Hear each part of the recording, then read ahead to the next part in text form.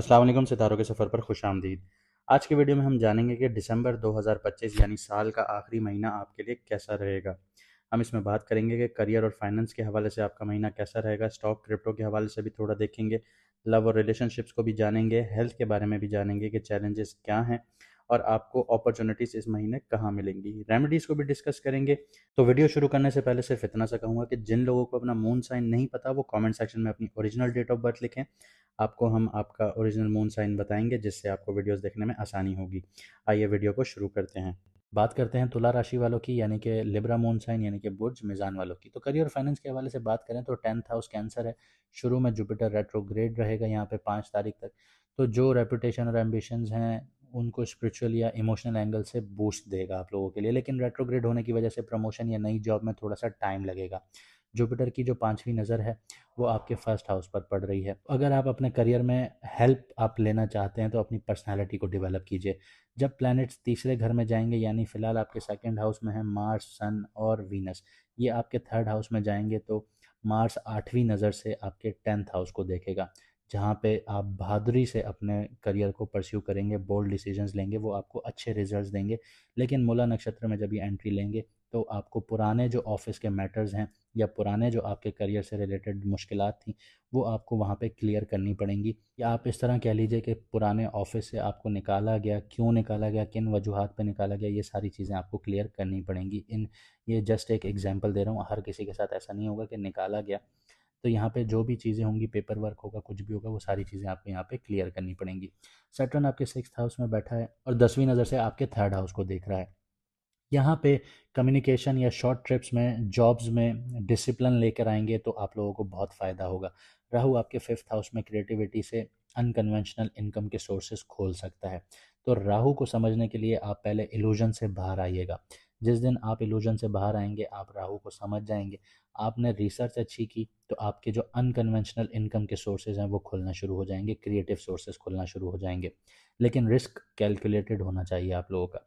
Stock crypto में 5th house जो है एक्वेरियस, उसमें राहु बैठा हुआ है। तो सडन आप लोगों को मुनाफे मिलेंगे, लेकिन लालच के पीछे नहीं भागिएगा वरना बहुत बड़ा नुकसान भी होगा। इसके अलावा राहु जो है वो शतभिषा नक्षत्र में बैठा हुआ है, तो यहाँ पे आपको जो भी इन्वेस्टमेंट करनी है वो रिसर्च बेस्ड होनी चाहिए।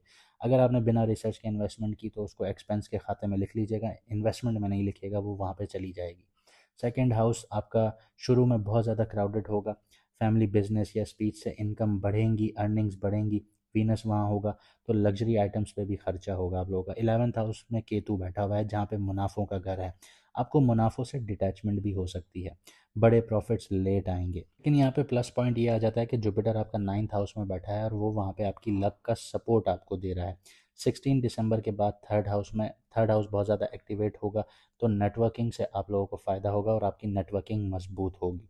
आगे बढ़ते हैं, लव और रिलेशनशिप्स की बात करते हैं तो वीनस आपके सेकंड घर में होगा, तो आपकी फैमिली के साथ, आपकी लाइफ पार्टनर के साथ रोमांस, प्यार, मोहब्बत, फाइनेंशियल डिस्कशंस, ये सारी चीज़ें इंटेंसिटी के साथ होंगी। पैशन हाई, लेकिन पोजेसिवनेस भी बहुत हाई देखने को मिलेगी क्योंकि यहाँ पे मार्स भी होगा, सन भी होगा। लेकिन जब वीनस आपके थर्ड हाउस में जाएगा तो कम्युनिकेशन में आपकी मिठास आना शुरू होगी।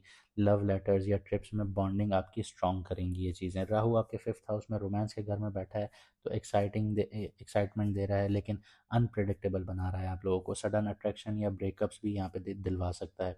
एक दिन एक से आपको बहुत ज़्यादा लगाव होगा, फिर दूसरे दिन आप कहेंगे कि मुझे अब यहाँ पे मज़ा नहीं आ रहा। तो इस तरह की सिचुएशंस आपकी हो सकती हैं क्योंकि राहु जो है वो वॉलेटिलिटी क्रिएट करता है।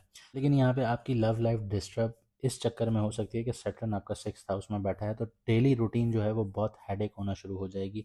आप बहुत थकावट का शिकार होंगे, जो आपको प्यार और जो डेली रूटीन की लाइफ है उसमें आपको मुश्किलात होंगी बैलेंस करने में। लेकिन ओवरऑल पार्टनरशिप में प्रैक्टिकल अप्रोच रहेगी आप लोगों की। जुपिटर आपका 9th से 5th हाउस पे 9th नज़र डाल रहा है।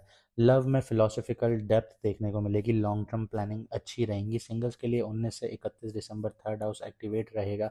शॉर्ट ट्रिप्स या सोशल मीडिया से इंटरेस्टिंग कनेक्शन बन सकता है आप लोगों का। मैरिड लोगों के लिए 10 से 12 दिसंबर मून जो है वो केतु के साथ होगा, तो 11th हाउस में फ्रेंड सर्कल से रिलेटेड मिसअंडरस्टैंडिंग्स देखने को मिल सकती हैं।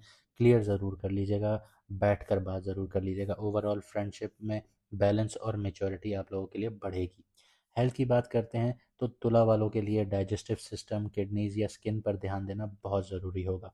सेकंड हाउस में शुरू के मंथ में यानी 15 दिसंबर से पहले पहले सारे प्लैनेट्स बैठे होंगे, यानी मार्स, वीनस और आपका सन बैठा होगा। तो गले से रिलेटेड, दांतों से रिलेटेड, फेस से रिलेटेड इश्यूज देखने को मिल सकते हैं। स्पेशली 17 से 19 दिसंबर के बीच में मून भी वहाँ होगा। सैटर्न 6th हाउस में बैठा है तो ये आपको अब क्रॉनिक फटीग्स देगा। मैं 29 मार्च से ये चीज़ कहता आ रहा हूँ कि आप अपना 6th हाउस अपनी हेल्थ के हिसाब से बहुत ज़्यादा देखिएगा, क्योंकि हेल्थ होती है तो इंसान दूसरे काम कर सकता है, हेल्थ नहीं होती तो कोई भी काम फ़ायदे का नहीं होता। तो यहाँ पे आपको क्रॉनिक फटीग्स, जॉइंट पेन, स्टमक से रिलेटेड इश्यूज़, किडनी से रिलेटेड इश्यूज़, आपको लिवर से रिलेटेड इश्यूज़ या फिर आपको स्किन से रिलेटेड इश्यूज़ आ सकते हैं और ये क्रॉनिक डिजीज़ में कन्वर्ट हो सकते हैं, तो इन पे बहुत ध्यान दीजिएगा। इसके अलावा जो सैटर्न है उसकी 7वीं नज़र आपके 12th हाउस पर पड़ती है। 12th हाउस आपका सबकॉन्शियस माइंड होता है और आपकी नींद होती है और आपका लेट गो होता है, हॉस्पिटल का घर होता है। तो अगर आपने अपनी सेहत पर ध्यान नहीं दिया तो हॉस्पिटल के चक्कर भी बहुत लगेंगे, आपकी नींद भी प्रॉपर नहीं होगी और इसके अलावा आपका सबकॉन्शियस माइंड बहुत ज़्यादा एक्टिव होगा, जिसकी वजह से एंजाइटी और डिप्रेशन देखने को मिलेगी। 5th हाउस में बैठा जो राहु है वो स्टमक से रिलेटेड एसिडिटीज़ दे सकता है। केतु 11th हाउस में बैठा है, लेग से रिलेटेड और नर्वस सिस्टम को वीक कर सकता है। तो यहाँ पे आपने अपने आप को ध्यान देना होगा, अपने ऊपर ध्यान देना होगा, अपनी आपकी जो डाइट है उस पर बहुत अच्छे से ध्यान देना होगा। इसके अलावा 24 से 27 दिसंबर जो है मून राहु के साथ होगा, तो सडन एंजाइटी या एलर्जीज़ के चांसेस यहाँ पे क्रिएट होंगे। 27 से 29 दिसंबर जो है मून सैटर्न के साथ होगा, तो लो इम्यूनिटी फील करेंगे आप लोग। रेस्ट और हाइड्रेशन से सब कुछ कंट्रोल हो सकता है। इसके अलावा हर बाहर की चीज़ खाना भी आप लोगों के लिए सही नहीं है, तो इस चीज़ पर कंट्रोल कीजिएगा। चैलेंजेस और अपॉर्चुनिटीज़ की बात करते हैं। चैलेंजेस की बात करूँ तो सेकंड हाउस आपका जो है वो हाईली इंटेंसिटी पकड़ चुका है, तो फैमिली में डिस्प्यूट्स या सडन एक्सपेंसेस देखने को मिल सकते हैं। राहु 5वें घर में है तो बच्चों से रिलेटेड या रोमांस में आप लोगों को थोड़ी सी कन्फ्यूजन भी आ सकती है। केतु 11th हाउस में है तो ये आपके जो मुनाफे हैं वो थोड़े से डिले करवा सकता है, या अगर आपके नेटवर्क से आपका काम फंसा हुआ है, दोस्तों से फंसा हुआ है, तो वो थोड़ा सा डिले हो सकता है। पहले 15 दिन में फाइनेंशियल स्ट्रेस ज़्यादा लगेगा आप लोगों को, लेकिन अपॉर्चुनिटीज़ बहुत अच्छी हैं आप लोगों के लिए। ये जुपिटर आपके 9th हाउस में बैठा है, लक एक्टिवेशन जोन में है आपके, तो लक आपका साथ देगी, आप जितने भी काम करेंगे लक आपके साथ रहेगी। 16 दिसंबर के बाद 3rd हाउस से कम्युनिकेशन स्किल से ज़्यादा फ़ायदा हासिल होगा आप लोगों को, सोशल मीडिया से ज़्यादा फ़ायदा हासिल होगा। जो लोग लिखने पढ़ने का काम करते हैं उनको ज़्यादा फ़ायदा होगा, जो कंटेंट क्रिएशन करते हैं उनको भी ज़्यादा फ़ायदा हासिल होगा, उनकी लक उनके साथ रहेगी। मार्स की एनर्जी से नए इनिशिएटिव जो होंगे वो आप लोगों के लिए सक्सेसफुल रहेंगे। रेमेडीज़ की बात करते हैं तो जर्नलिंग कीजिए, रोज़ाना इमोशंस को बैलेंस कीजिए, ये आपके जो दिमाग को डीक्लटर करने में बहुत मदद करेगी। इसके अलावा ग्रैटिट्यूड प्रैक्टिसेस कीजिए, ऊपर वाले की नेमतों का शुक्र अदा कीजिए, क्योंकि जितनी आप शुक्र अदा करेंगे उतना ऊपर वाला आपको नवाजेगा। इसके अलावा गरीबों को खाना खिलाइए, सदका कीजिए, दान कीजिए, ये सबसे अच्छी रेमेडी है आप लोगों के लिए। दिन में ज़्यादा से ज़्यादा पानी वगैरह पीजिए और रेस्ट कीजिए।